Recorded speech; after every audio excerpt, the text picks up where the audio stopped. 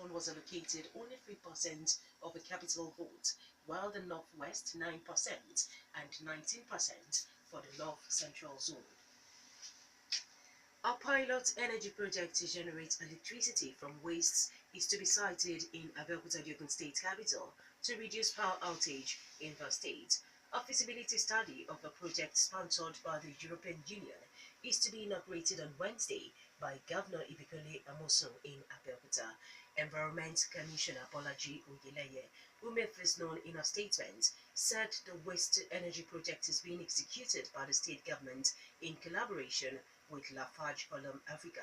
The commissioner said EU would not only sponsor the feasibility study of the project, but also provide funds for the execution of the project. Oyeleye said the proposed feasibility study to be undertaken by a team of consultants involves field trips and house-to-house enumeration.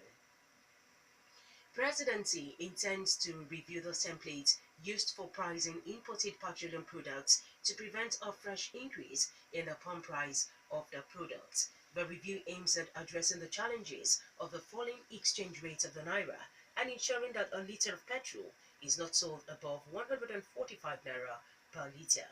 Petroleum Resources Minister of State Ibe Kachiku, who made this known in Abuja, said the proposed review of the pricing template would involve petroleum products marketers and other major stakeholders in the petroleum downstream sector. Kachiku said the proposed template review would see the elimination of some of the charges by federal government ministries and agencies on imported products. A few days ago, Nigerian National Petroleum Corporation (NNPC) said the pricing of a litre of petrol at 145 naira was no longer sustainable, considering the foreign exchange regime, but said the pump price would not be increased. Train has transported another batch of cattle from northern states to Lagos. About 2,500 were brought to Lagos aboard rail wagons between September and October this year.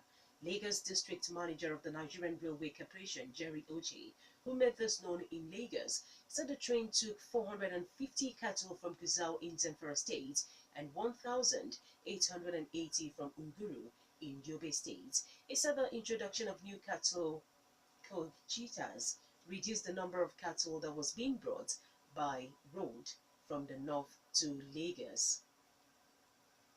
Now on the foreign scene, the FBI says it has found no evidence of criminality in a new batch of Hillary Clinton emails boosting her campaign 2 days before the election.